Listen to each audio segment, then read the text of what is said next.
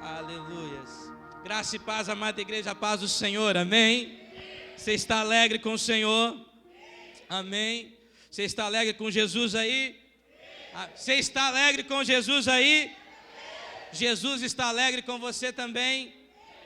Já deu uma diminuída no amém? Aleluias. Queridos, que alegria recebê-los nessa noite. Muito bom estar aqui nessa casa, né, podendo cultuar e celebrar o nome de Jesus, noite de casa cheia, né, noite de Santa Ceia, sempre é muito bom estar aqui, né? Eu não ia nem cantar, porque eu estava, né, eu tô ruinzinho da voz, mas daí, né, a Bruna vem com isso, a gente canta, enfim, não deveria, mas canta. Queridos, antes que você tome o seu assento, abra a sua Bíblia comigo em Josué, livro de Josué. Para os fominha que vieram no culto pela manhã, estão aqui, né, de noite também, você vai ouvir a mesma palavra, né? E aí é para você, enfim, né, dar o seu jeito aí. Não sei o que você faz, né? Mas enfim, a gente vai pregar. Nós já tivemos Santa Ceia aqui pela manhã. Estava uma bênção, né? Estava uma bênção. O Senhor falou aos nossos corações. Eu tenho certeza que o Senhor certamente falará aos nossos amigos visitantes que estão, né, aí, bem-vindos, aos amigos que nos escutam pelas, né, eu ia olhar e dizer pelas ondas sonoras, mas daí era rádio, né, pastor Sérgio, né, Fernando, não dá, né, pelas ondas sonoras do rádio, não, é o Facebook, né, o Facebook que estão aí nos assistindo, ou que vão nos assistir, ou quem sabe até mesmo para o YouTube, né, Léo? Aí depois, né, olha... Né, a gente está mudando a questão da mídia aí, daqui uns dias vai ter, né, a pregação e tal no YouTube, no canal da igreja, fique ligado aí, né, e a gente quer dar a nossa saudação a você que está nos assistindo, ou quem sabe vai somente conseguir nos ouvir depois, né, que Deus abençoe você. Todo mundo achou aí, livro de Josué, capítulo de número 7, diz assim o texto bíblico: e transgrediram os filhos de Israel no anátema, porque Acã, filho de Carme, filho de Zabde, filho de Zera, da tribo de Judá, tomou um anátema, e a ira do Senhor se acendeu contra os filhos de Israel. Enviando, pois, Josué de Jericó alguns homens de Ai, que está junto a Bet-Even, do lado do oriente de Betel, falou-lhes dizendo: subi e espiai a terra. Subiram, pois, aqueles homens e espiaram a Ai.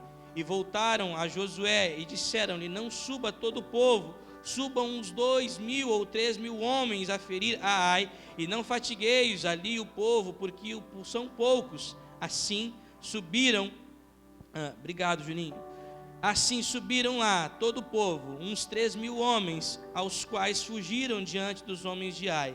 E os homens de Ai feriram deles uns 36, e os perseguiram desde a porta até Sebarim, e os feriram na cidade, e nos feriram na descida, e o coração do povo se derreteu e se tornou como água. Então Josué rasgou as suas vestes e se prostrou em terra sobre o seu rosto perante a arca do Senhor até a tarde. Ele e os anciões de Israel deitaram pó sobre as suas cabeças. Até aqui. Tome o seu assento, glorificando o nome de Jesus, né?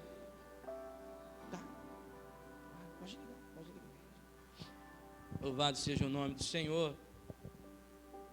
Está também nossos queridos amados irmãos, né, uma comitiva lá de Esteio também, pastor Sérgio, pastora Patrícia Dutra. Irmãos, isso aqui é água com gengibre e limão, e não é para me emagrecer, antes que alguém...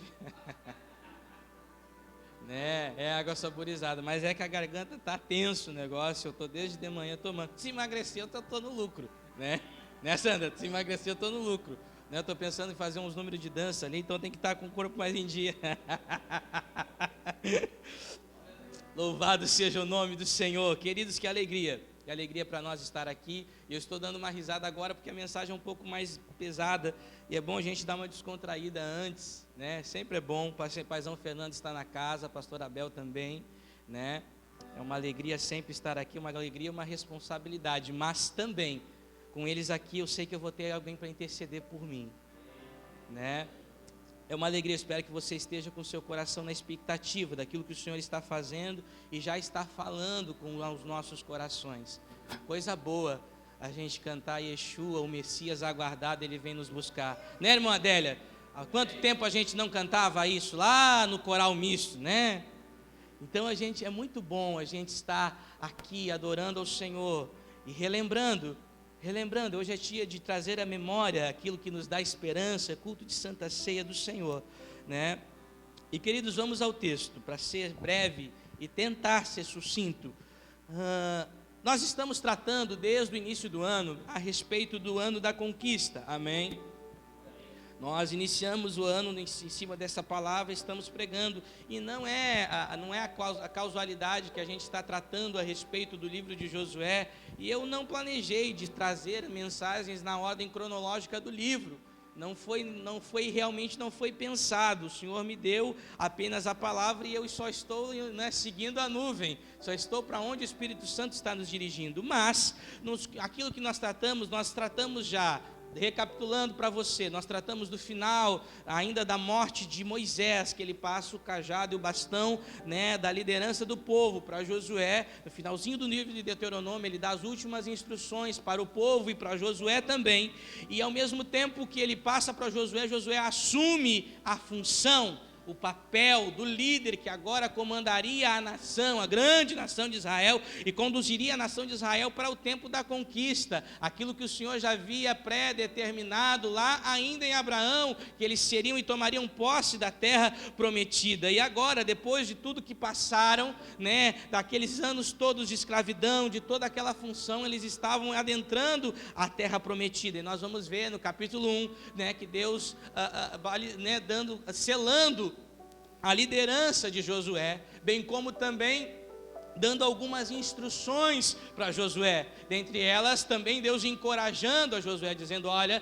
ser forte e corajoso, ser destemido, e ele vai falar mais de uma vez a respeito de Josué ser forte e corajoso, e aqui eu entendo que para assumir aquela responsabilidade era necessário que Deus estivesse reforçando para Josué: você vai precisar de coragem e de força ao longo da sua jornada, porque o povo em que você está liderando não é fácil.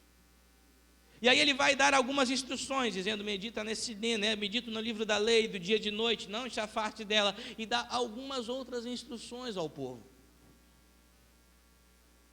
Josué assume, passa o Jordão se abre, eles passam em terra seca novamente, chegam até as campinas de Jericó, já conseguem fazer a primeira Páscoa eles já fazem já nas campinas de Jericó, cessa o maná dos céus, Deus dá a estratégia de como derrubaria Jericó, e da mesma maneira que Deus falou e deu a estratégia para passar o Jordão e chegar até ali, aquela história bonita que nós, né, sempre lembramos, deles cercando a cidade, né, dando 7 voltas, gritando naqueles dias todos que Deus estipulou, e no último dia eles troncaram trombeta em Sião, né, troncaram, e as muralhas vêm abaixo, e como eu falei pela manhã, muralhas abaixo em Jericó, para que nós possamos, né, a gente sempre imagina algo sempre muito espetacular, mas eu digo que era um tempo de conquista, eles estavam conquistando um povo, e conquistar um povo, o povo não ia entregar de mão beijada.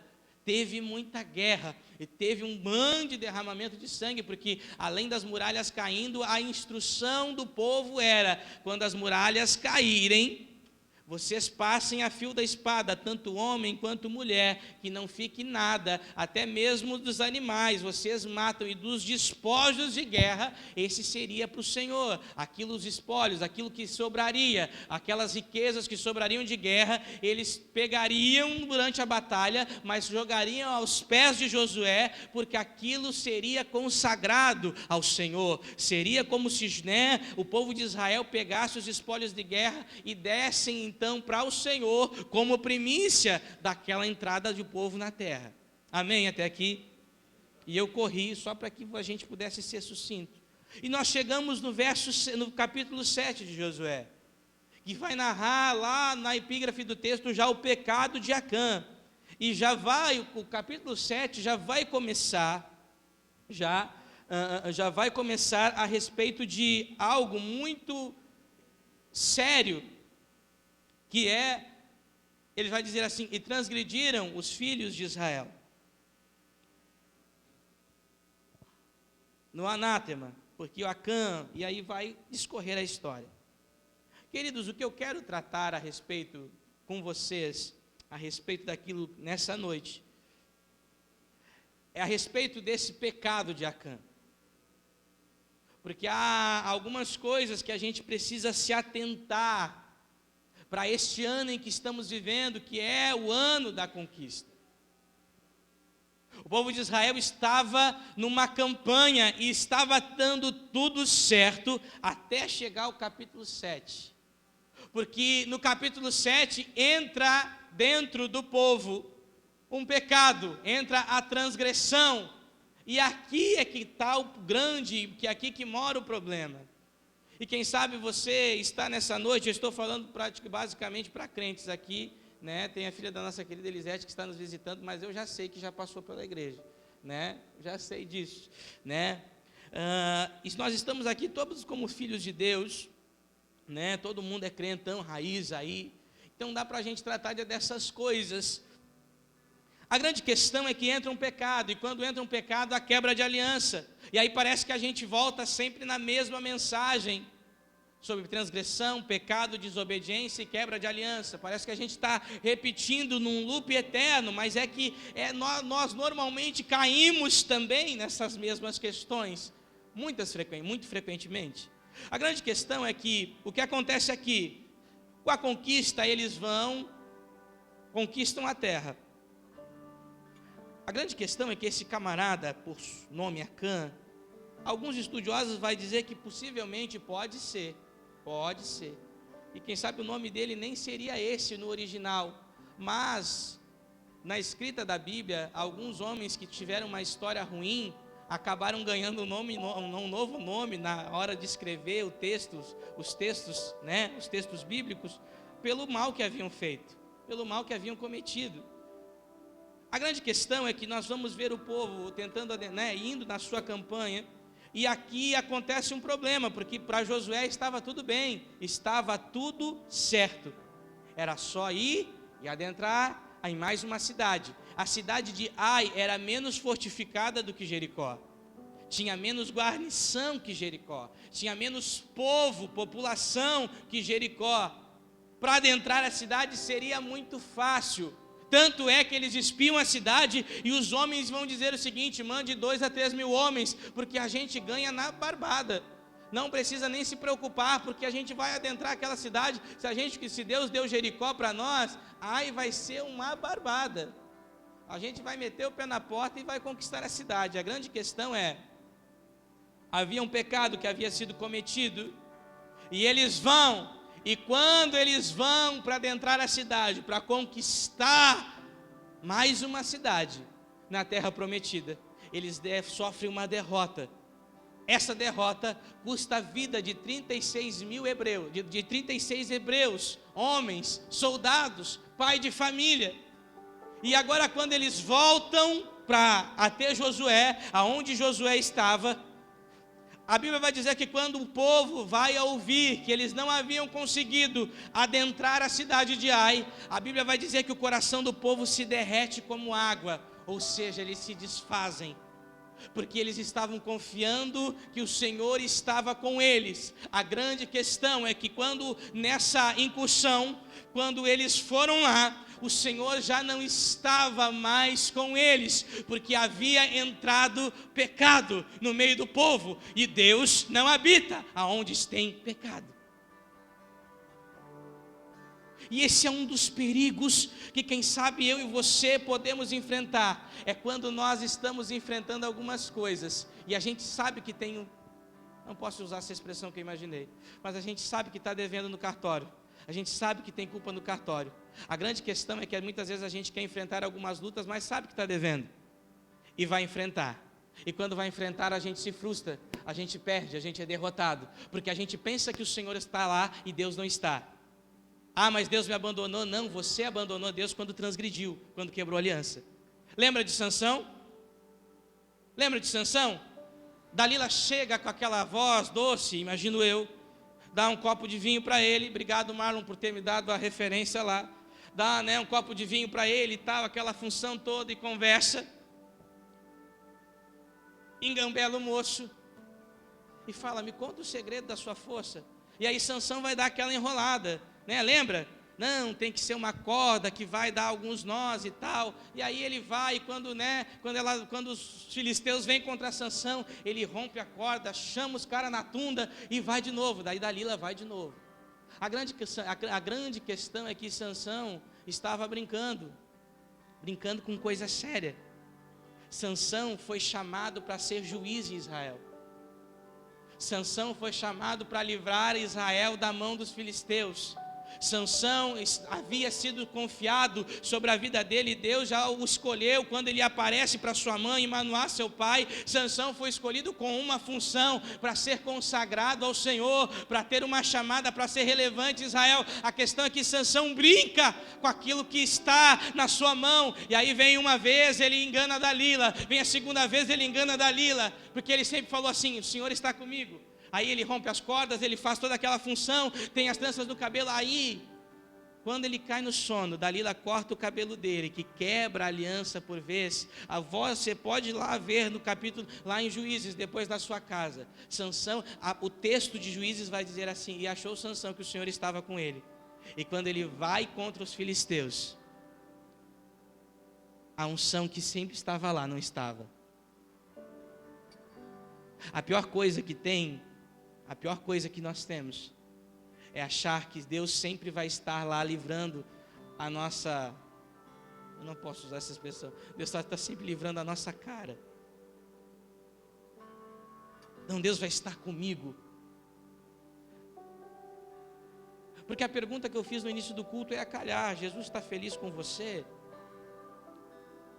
Às vezes tem gente que acaba vivendo sempre num limiar, sempre contando, no limiar. Não, mas a misericórdia de Deus, não, mas é a graça de Deus, e a gente vai barateando isso, por isso a desculpa da graça, a desculpa que Deus é misericordioso, sempre vai fazer a gente andar flertando com o pecado. E aí quando vai chegar um momento que quem sabe a gente vai e achar: não, Deus vai me livrar, e Deus falou assim: não, não vou livrar porque eu não tenho aliança com você. Foi quebrada. Eu vou conquistar. Não, você não vai, você pode conquistar, mas na força do seu braço, na minha não, porque eu não posso me associar com isso, porque há coisa errada nesse meio. A grande questão, queridos, é que acontece exatamente isso com o povo. Eles acharam que Deus estava, e Deus já não estava mais, porque a aliança havia sido quebrada, porque havia anátema, havia uma maldição entre o povo de Israel. Anátema, essa palavra, significa algo posto de lado ou suspenso, como uma oferta prometida, separada para Deus, para um Deus. Isso era suspenso em um templo, um lugar de adoração, veio a indicar qualquer coisa devotada a Deus, proibida para uso ordinário, algo destinado à destruição. No Novo Testamento, Paulo vai usar essa palavra também, e vai significar, com o sentido de maldito, visto que a palavra veio a ser associada à exclusão, o excluído se tornava maldito, porque era aquilo que era separado, o animal que era separado para ser consagrado a Deus, era considerado maldito porque era separado para ir à morte, para ser entregado e consagrado ao Senhor, ia na oferta, ia no holocausto. Por isso a palavra anátema vai dizer a respeito disso. No Velho Testamento ela significa algo suspenso, como uma oferta prometida, separada a Deus. É isso que Acã toma para si. Vamos mais para frente. Acã pega, e lá na frente a gente vai discorrer daquilo que ele pega, daquilo, o que é o anátema, o que Acã pega, que dá toda essa rusga aqui. A grande questão é que uma vez que o povo foi surpreendido por não conseguir entrar na cidade, Josué rasga as vestes, joga a cinza na cabeça, ele e os anciãos de Israel, e choram até o final da tarde. Vai estar lá no capítulo 7, ou no versículo, no capítulo 7, versículo 6, verso 7. E disse Josué ao Senhor: Deus, porque com efeito fizestes passar o teu povo ao Jordão para nos entregar. Ou seja, Josué, pastora Patrícia, vai interceder. porque ele não sabe aquilo que está acontecendo. Ele rasga suas vestes em oração, e choro e lamento até o final do dia, e ele vai começar a orar a Deus, dizendo: Deus, o que é que aconteceu? O que os povos vão dizer a respeito do Senhor? Porque o Senhor nos livrou com mão forte do Egito, o Senhor nos conduziu até aqui, para chegar e a gente ser amedrontado por uma cidadezinha. E Josué começa a discorrer na sua oração. E a grande questão aqui é que toda oração vai ter uma resposta. Toda oração vai ter resposta. Se você está orando, não te preocupe, nem se preocupe. Deus vai responder você. Agora, nem sempre a resposta vai ser aquilo que você espera. A gente vai orar, mas nem sempre a resposta vai ser aquilo que eu espero. Porque Josué esperava que Deus desse uma estratégia para ele. Josué esperava que Deus fosse dar uma grande estratégia. Não, circunde a cidade desse jeito, manda os soldados desse jeito. O que Deus vai se apresentar para Josué, no versículo 10, dizendo assim: então disse o Senhor a Josué: levanta-te, porque está prostrado assim sobre o teu rosto. Levanta-te. Pastor Sérgio, não era momento de orar, era momento de se levantar. Israel pecou, transgrediu o meu pacto, que lhes tinha ordenado para não tomar do anátema, e furtaram, dissimulando, e esconderam sobre a sua bagagem. Deus se apresenta para Josué dizendo: olha, não é momento de orar, agora não é momento de trazer conserto, porque não adianta, você vai precisar tomar uma atitude com isso que aconteceu, Josué. Tem coisas que nós oramos, tem coisas que nós vamos precisar tomar atitudes, e normalmente o Senhor está dizendo: há pecado no meio do povo, há transgressão no meio do povo, e nesse momento não é necessário oração, mas é necessário conserto, é necessário arrependimento. Não adianta orar quando precisa ser tratado, é pecado diante do Senhor. Sabe, queridos, às vezes a gente acaba sempre percorrendo nos mesmos caminhos e nos mesmos problemas, e a gente acaba sempre pensando e pedindo oração e fazendo algumas coisas, quando na verdade a gente precisa examinar e ver o que realmente está fazendo. Porque quem sabe a nossa oração, o nosso bater na porta de Deus em oração, a resposta, eu espero que você esteja entendendo que a resposta que o Senhor vai ter para nos dar, nem sempre vai ser uma palavra dizendo: eis que estou com vocês, tudo vai passar. Mas a resposta de Deus é: conserta, abandona o pecado, abandona essa vida. Nem sempre as respostas que a gente espera vêm da parte do Senhor, porque às vezes a gente espera, como uma geração muito mimada, que chora por qualquer coisa. Às vezes a gente está esperando que Deus vai ser bonzinho, e o pastorzão complementou a mensagem pela manhã dizendo que há bondade de Deus, mas também há severidade de Deus. E nós precisamos entender que nem sempre o Senhor vai responder aquilo que nós queremos, mas Ele vai responder aquilo em que precisamos para nos tornar filhos maduros. Ora, o Senhor havia tirado Israel, Ele não detestava o povo, Ele tinha escolhido o seu povo para ser seu, nação santa, exclusiva para Ele. O que o Senhor estava querendo dizer ao povo era: vocês precisam, não se conquista a terra assim de qualquer jeito. Não é escondendo coisas, não é escondendo pecado que vocês vão viver o tempo de conquista.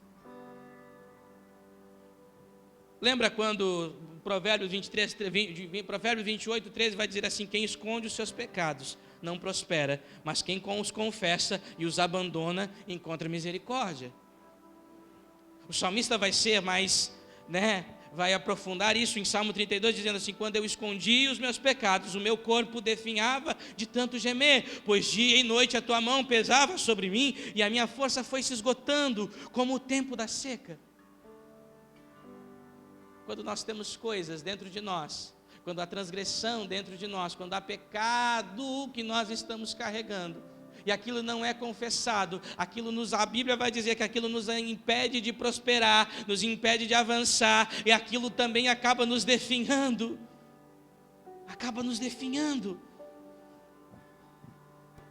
E Deus vai falar: olha, há pecado no meio do povo. Aleluias. Há pecado no meio do povo. É necessário conserto nisso. E aí Deus vai dar a instrução para Josué. Era necessário um conserto. E o processo de santificação é o que vai trazer a libertação do povo. Em Josué 7,13 vai dizer assim: levanta-te, Josué, e santifica o povo, e dize: santificai-vos para amanhã, porque assim diz o Senhor Deus: anátema há no meio de ti, Israel, diante dos teus inimigos não poderá suster-te, até que tireis de vós o anátema do meio de vós. Ou seja, Deus está dizendo assim: vocês não vão avançar, vocês não serão vitoriosos sobre os inimigos de vocês, enquanto vocês não tirarem o pecado do meio de vocês. A palavra que eu trago aqui é um tanto quanto pesada, mas é culto de Santa Ceia, mas ela confronta, e ela me confrontou demais essa semana. Me confrontou demais, por causa que ela vai trazer confronto, porque é o Senhor dizendo para mim, para o pastorzão, dizendo: ei, quer viver o tempo de conquista? Reavalie como estão as coisas, tire o anátema, tire aquilo que está dentro de você, pastorzão. Olhe para dentro de você e tire, extirpe. Você quer conduzir o meu povo, o meu rebanho, para um tempo de conquista? Olhe para dentro de você e reavalie, porque pode ter coisas dentro de você que eu não vou te fazer prosperar enquanto você não consertar. Portanto, a palavra que bate em você, bate em mim 3 vezes.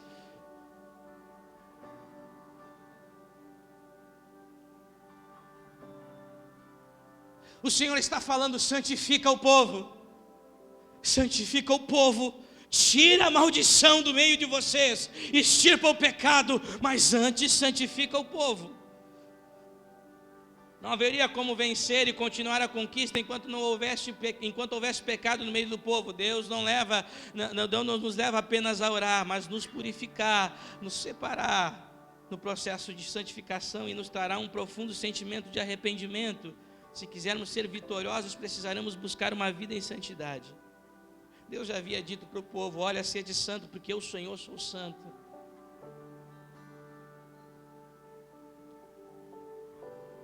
Assim como o povo precisava santificar, eu entendo que esse é o tempo de nós precisarmos também nos santificar. Eu tenho que ser mais calminho, porque a minha voz está quase indo, tá bom? Eu vou indo, eu preciso ser calmo. Tem que receber a unção do pastor Moisés assim, para ser mais calminho, né, pastor Moisés? Pastor Moisés só deixa para pegar fogo no final, é mais fácil. Né? O pastor Moisés vai indo, tem que ser mais calmo. Assim como o povo precisava santificar, nós vamos precisar nos santificar também, amados. E já não é a primeira vez que eu trago esse texto, e não vai ser a última. Se prepare. Nós vamos falar muito sobre santificação esse ano.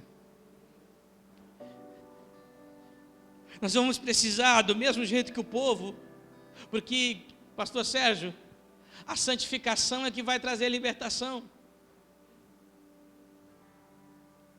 Porque a gente vai carregando o peso de uma vida de pecado a vida inteira. E quando nós convertemos ao Senhor na cruz, Fernando Dutra, quando há uma conversão, nós deixamos de fazer, nós tomamos um outro caminho. A grande questão é que a nossa casa, mesmo nós tendo convertido ao Senhor, por que nós não somos limpos de vez? Porque uma coisa é conversão, outra coisa é libertação. O povo havia mudado de direção, não era mais escravo, não estava mais no Egito, agora havia se tornado filho, mas o pecado ainda, eles não eram mais escravos fisicamente, não estavam mais trabalhando para os egípcios fisicamente, agora dentro dos seus corações ainda havia peso, um peso da escravidão do pecado, porque qualquer chance que eles tinham de desobedecer ao Senhor, eles desobedeciam. O povo era livre para conquistar uma terra, era livre só fisicamente, porque no seu coração eles ainda eram apegados ao pecado, apegado aos deuses. Lembra quando Moisés sobe?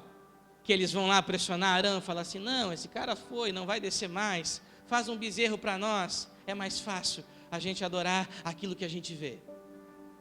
Ou seja, haviam sido libertos, haviam sido acompanhados, tudo que o Senhor fez, mas era muito fácil ser livres das algemas externas, mas o coração ainda era um coração para que qualquer coisa se deixavam ser escravizados pelo pecado. Da mesma maneira nós. É muito fácil nós dizermos aqui, vim aqui e glorificarmos ao Senhor e não sei o que tem, e levanta a mão e dá glória a Deus. Externamente é muito bom. A grande questão é, uma vez convertido, o processo de libertação vai à medida que eu vou me santificando.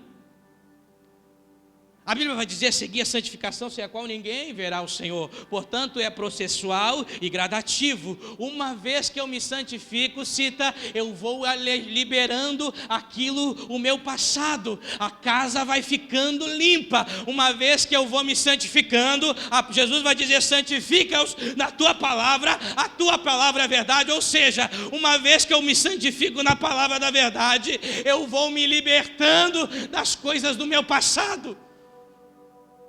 Santificação não acontece do dia para a noite, é processual e gradativo. Agora, uma questão: tem que querer, e tem que falar: Espírito Santo, me ajuda a vencer isso nos momentos mais difíceis. Agora,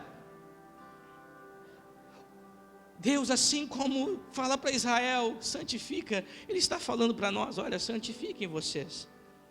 E eu vou fazer, porque a santificação vai gerar resultado. Quando nós entendemos que é necessário santificar, que nós precisamos nos render diante do Senhor, que nós precisamos entregar a nossa vida ao Senhor em santidade, separados ao Senhor, tem coisas que vai vir para fora. Deus manda o povo santificar porque o pecado precisaria ser exposto. E Deus dá a ordem: santifiquem. A segunda ordem: amanhã vos chegareis segundo as vossas tribos. E será que a tribo de Israel que o Senhor tomasse chegará segundo as famílias, e a família que o Senhor tomasse chegará por casas, e a casa em que o Senhor tomasse chegará homem por homem. Ou seja, a gente vai examinar um por um, até que encontremos o culpado, até que encontremos aquele ao qual pecou, tomou aquilo que não era seu e está trazendo maldição. Agora entenda, e eu falei isso já, e eu quero falar isso no final. Tudo isso aqui que nós estamos vivendo, estamos falando que o saldo negativo dessa guerra é 36 vidas de soldados hebreus. Tudo isso é a consequência de um homem que resolve desobedecer ao Senhor. Todo o pecado, toda a minha inconsciência, porque todo pecado a gente pensa, todo pecado é planejado. Ninguém peca: olha, pequei, nem estava esperando, abri os olhos e pequei. Não, normalmente o pecado a gente planeja ele, e a gente planeja ele, e assim, todo pecado vai ter consequência. E essa consequência não infere apenas a mim, mas infere também aqui as pessoas que estão à minha volta.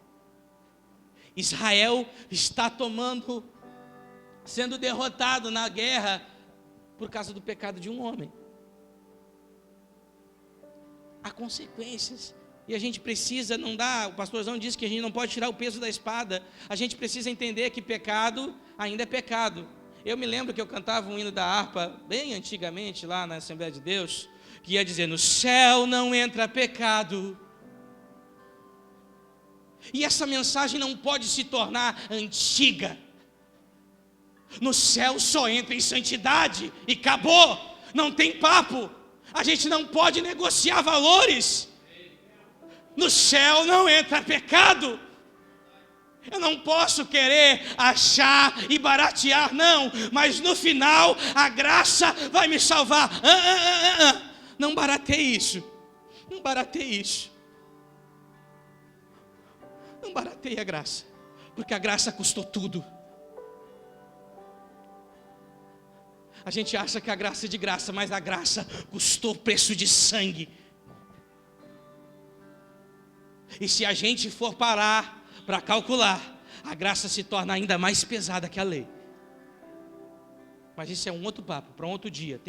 Temos mestres na casa aí que podem trazer, já fica ligado aí, pastor Sérgio e tal, que gosta, né, para trazer uma mensagem a respeito disso. Deus fala para o povo santificar, e naquela noite haveria que o povo fosse para suas casas, porque no outro dia pela manhã começaria a revista em todo o povo. Ou seja, era necessário examinar o povo, um a um. A grande questão é que, ao raiar do dia, haveria, sim, uma revista por todo o povo. A grande questão aqui é que você já imaginou, e imagine comigo, como é que não foi a noite desse povo. Porque Deus já havia determinado, eles tiraram o dia consagrando, jejuando ao Senhor. À noite todo mundo entra para suas casas. E se fosse eu, pai de família, eu entraria em casa, reuniria a família, começaria a bater nos bolsos e falar assim: não foi nós. Porque antes que seja examinado por Josué, é mais fácil eu me examinar a mim mesmo. Entendeu aí? Porque antes de ser examinado por Josué, é mais fácil fazer um autoexame. E aí, quem sabe, os pais começaram para os filhos: vocês não pegaram aquilo que não era de vocês. Vocês não tomaram aquilo que é do Senhor, né? É um autoexame, aquele mesmo exame que a gente lê no texto da ceia. Um exame, um exercício de examinar a si mesmo. O povo passou a noite inteira encucado. Aonde foi que erramos? Pastor Daniel, onde é que foi? Onde nós erramos? Vasculhando as tendas. Acã sabia que era ele, por óbvio. Mas o povo passa, onde é que está o erro? Aonde nós transgredimos? Eu imagino que sim. Às vezes Deus está nos dando a oportunidade, quem sabe essa é a noite da gente se examinar. E queridos, eu não estou aqui dizendo, jogando para vocês dizer assim: mas o pastor está dizendo que todo mundo é pecador. Estou, inclusive eu.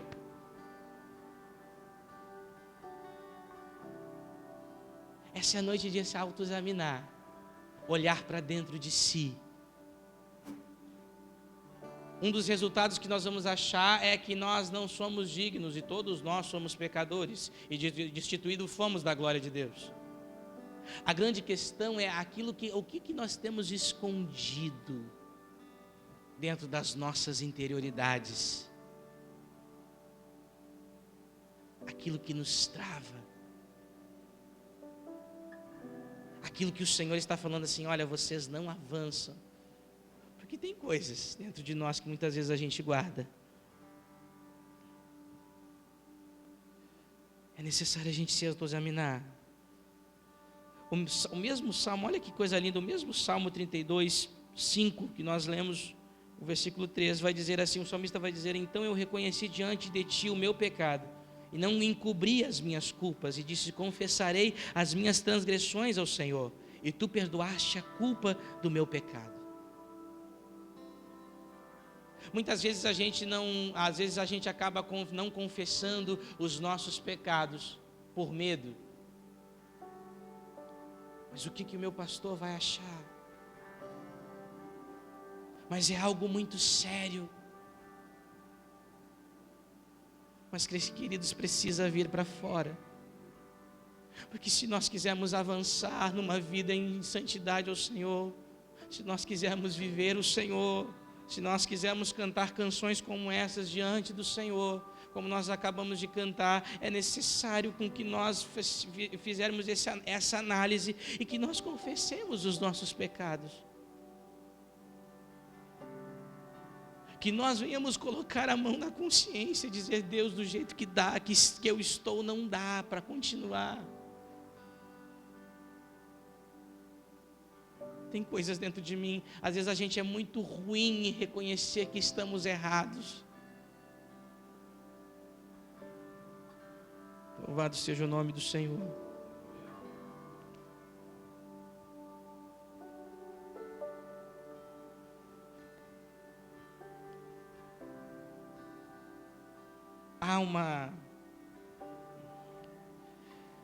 Nós precisamos, aleluias, louvado seja o teu nome, Jesus.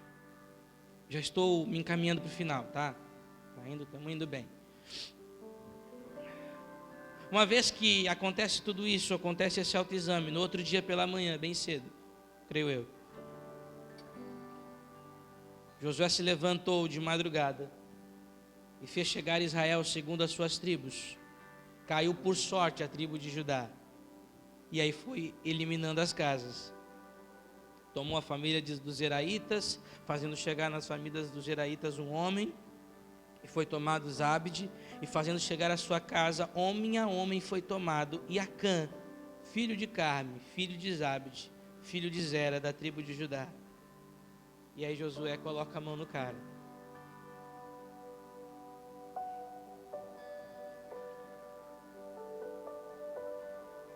E aí Josué vai falar: filho meu, peço-te a glória do Senhor, Deus de Israel, e faze confissão perante ele, e declara-me agora o que fizeste.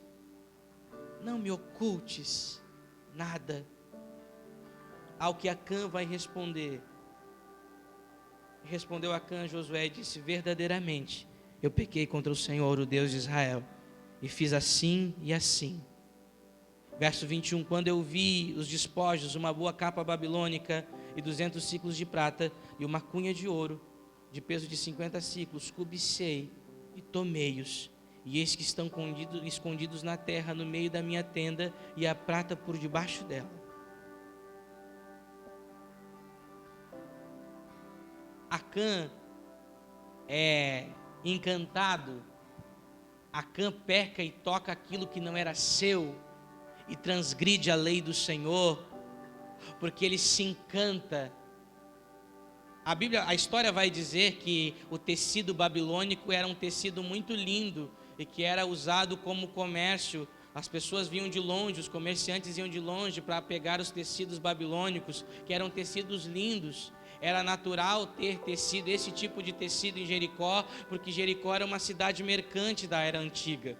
Todo mundo passava, como grande parte do comércio do mundo passava lá, porque nas cercanias de Jericó havia determinados tipos de árvores que eram usadas para comércio, e se extraíam perfumes incríveis da cidade de Jericó. O que acontece? Acã, no meio da guerra, no meio da peleja junto ao povo de Israel, vendo que Deus estava dando para eles uma vitória incrível, vendo que Deus estava a ele, a grande questão é que Acã tira os olhos da batalha, tira os olhos do Senhor, e em vez de encontrar satisfação na vitória que Deus estava dando para o povo de Israel, Acã se perde, e em vez da sua satisfação ser a vitória, ele olha para a capa babilônica, olha para aquele punhado de ouro e para aquele punhado de prata, e aquilo rouba o seu coração. A capa era bonita. A versão NVI vai dizer que era 2,4 kg de prata, era bastante coisa, e uma barra de ouro de 600 gramas, e olha ele confessando o pecado: eu vi, eu cobicei, eu me apossei.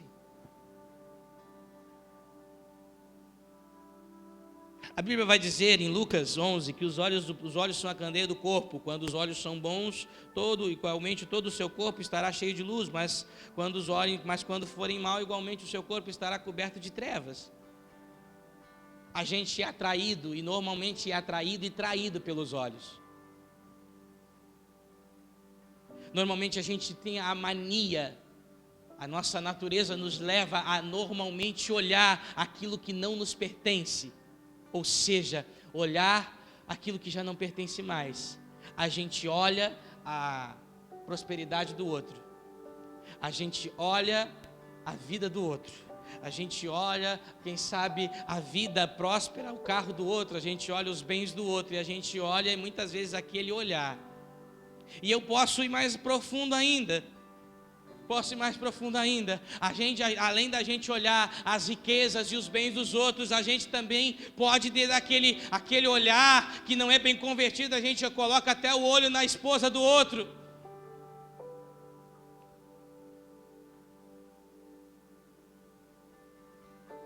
Não vai dar nada.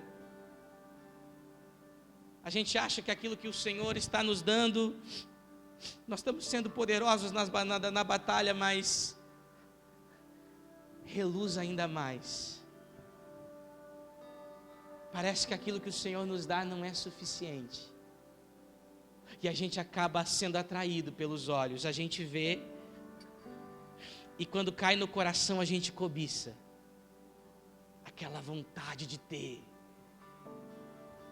Não que nós precisemos ter, mas dá vontade de ter. A Bíblia vai dizer: não cobiceis nada, prata, nem ouro, nem roupas de ninguém, vocês não precisam disso.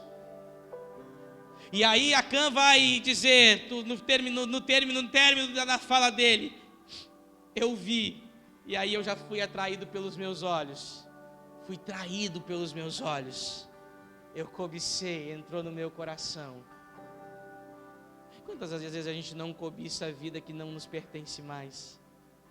A gente está aqui servindo ao Senhor, mas a gente olha uma foto no Instagram e fala: eu queria ter essa vida, e a gente acaba cobiçando. E tem vezes que a gente acaba fazendo das tripas ao coração para ter a mesma vida que a gente está olhando pela vida no Instagram. E a vida de Instagram, de Facebook, de rede social, nada mais é do que uma grande farsa. Se você não sabia, do mesmo jeito que Papai Noel e Coelhinho da Páscoa, é isso, tá bom? É isso. Mas isso a gente acaba roubando o nosso coração. E a gente vai e se apossa de uma vida que não é nossa,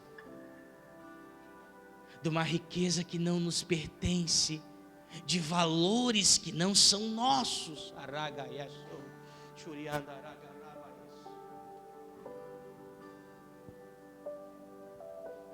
gente se apossa. Tem coisas que não deveria nem ser nosso, mas nós vamos lá e pegamos. Não nos pertence mais, ou nunca nos pertenceu, mas a gente acaba se apossando.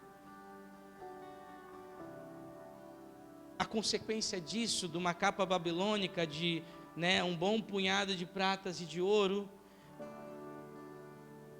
é que Josué manda os mensageiros à tenda de Acã, encontra aquilo que ele havia pego, e o resultado final disso é morte. É morte. Ah, pastor, já estava pesada a mensagem agora, e agora ela deu uma bad legal assim. Eu sei. É morte. Versos 24 e 25. Então Josué, juntamente com todo Israel, conduziu Acã, o bisneto de Zera, a prata, o manto babilônico, a barra de ouro, seus filhos e filhas, seus bois, jumentos, suas ovelhas, suas tendas, completamente, tudo o que lhe pertencia no vale de Acor. E chegando lá, declarou Josué: por que trouxeste desgraça e humilhação sobre nós? Que Deus, neste momento, cause a tua desgraça. E todo o povo de Israel apedrejou, e em seguida apedrejou também todos os seus, até a morte, e queimou todos eles no fogo. Eu não estou falando nada que a Bíblia não está dizendo, isso é a palavra de Deus. É consequência do pecado. O salário do pecado é a morte, mas o dom gratuito de Deus é a vida eterna. Quando nós encobrimos o nosso pecado, o resultado é morte. Pastor, o senhor está dizendo que Deus vai me fulminar? Não, eu estou dizendo de uma morte espiritual. E essa morte espiritual pode ser atraída não somente para mim, mas vai atrair morte espiritual não para mim, apenas para mim, mas para aqueles que estão ao meu redor, para minha família, porque o pecado de Acã trouxe morte para ele, para a esposa, para os filhos. Eles queimam no vale de Acó e amontou uma pedra para ficar como um memorial toda vez que passasse ali. Os pais diziam: aqui morreu um homem que escondeu, colocou a mão naquilo que não era, transgrediu a aliança, e morreu ele e a sua família pelo pecado que haviam cometido.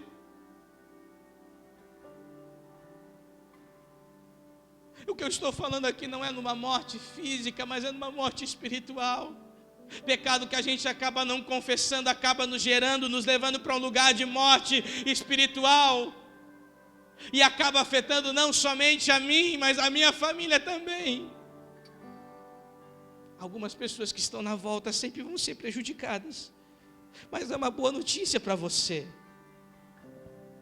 E Tiago vai explanar isso para nós de uma maneira tão linda, dizendo assim, o Tiago vai dizer para mim: olha, se houver cometido pecados, será perdoado, portanto confessai os vossos pecados uns aos outros, orai uns pelos outros para serem sarados e curados. Quem sabe você, no autoexame que você está fazendo com você mesmo, assim como eu também fiz, você foi achado em falta, e há uma notícia para você: a cura e perdão do Senhor para você nessa noite. Agora é necessário que você coloque a sua mão na consciência e diga: seja homem para fazer e cometer pecados, mas seja homem para reconhecer também e dizer: eu fui achado em falta, eu mereço a morte, Deus me salva. Se confessarmos o pecado uns aos outros, Ele é fiel e justo para nos perdoar. Lembra do que vai falar? É João que fala, né? Se confessarmos, João 1,9, se confessarmos os nossos pecados, Ele é fiel e justo para nos perdoar os nossos pecados e nos purificar de toda injustiça. Portanto, a salvação para mim e para você é só confessarmos diante de Deus, dizer: Deus, eu errei, eu pequei, eu transgredi, mas me ajuda a sair desse lugar. Eu preciso viver uma nova vida em Ti. Nós precisamos avançar para um novo tempo e uma nova estação nessa casa, e eu creio que o Senhor está nos conduzindo, mas eu estou aqui nessa noite meio que passando em revista ao povo de Deus, dizendo: olha, se há alguma coisa no nosso meio, a começar por mim, Deus, eu não quero estar aqui para impedir o Teu povo de avançar, portanto, corrige a mim primeiro. Muda a minha vida e santifica a minha vida primeiro. Aleluias. Estou acabando.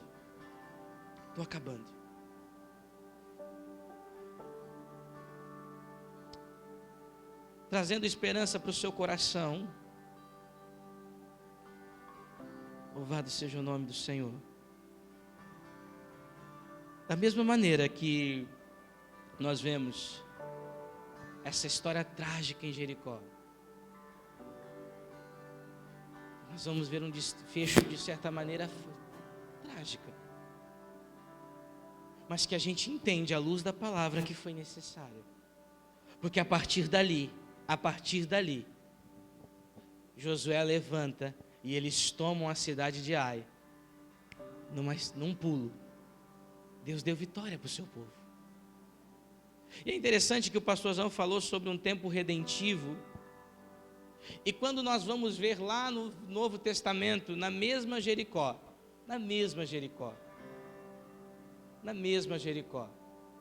Jesus um dia resolveu passar por Jericó também.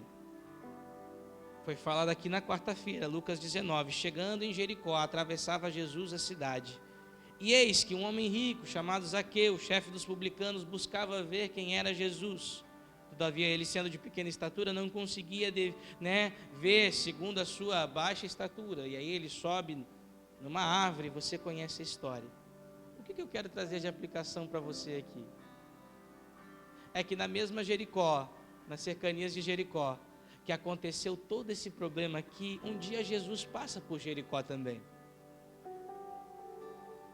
E quando ele passa por Jericó, entenda, Jesus, quando passa por Jericó, Jesus profeticamente é aquele que haveria de ser suspenso também. Lembra quando eu falei da anátema, o que significava?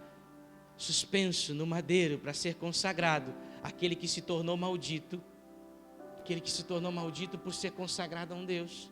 Pois é, o mesmo Jesus que era para ser consagrado, para ir ser levado ao madeiro, chega também de novo pelas cercanias de Jericó, e encontra também, vai ter um encontro incrível com Zaqueu, o publicano.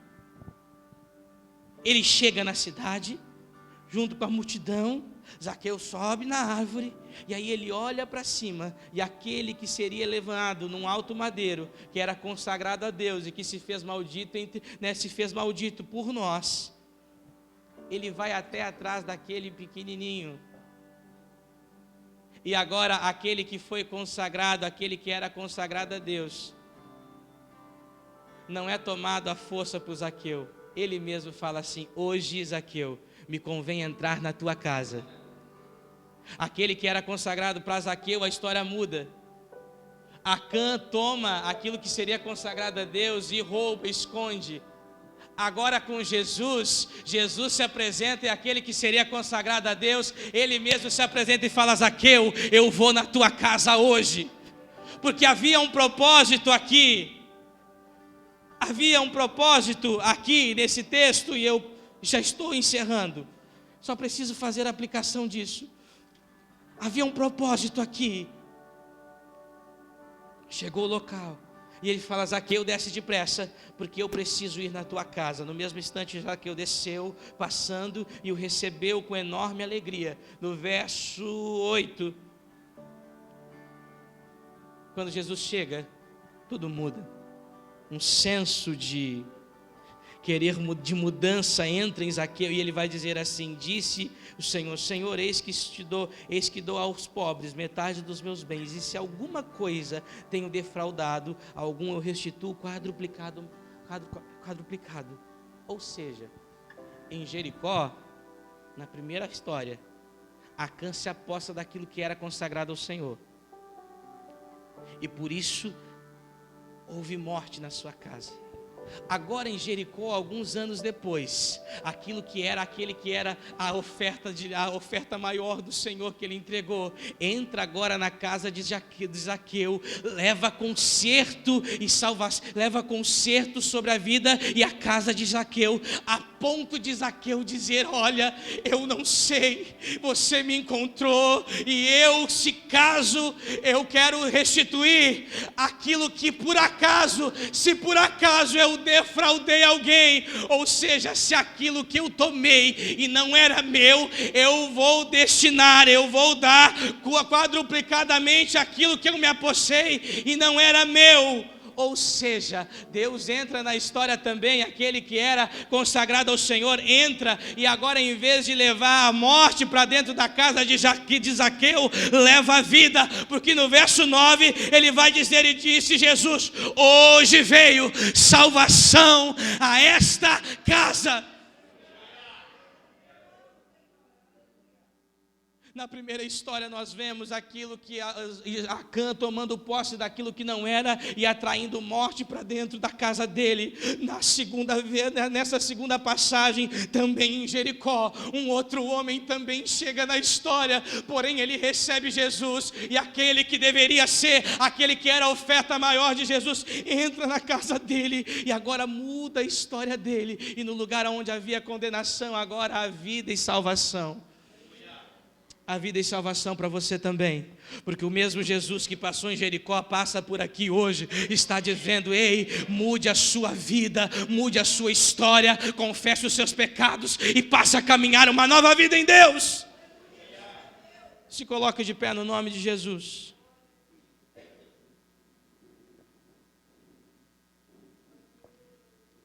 Aleluias. Ministério de louvor, por favor, passe aqui. Louvado é o teu nome, Jesus.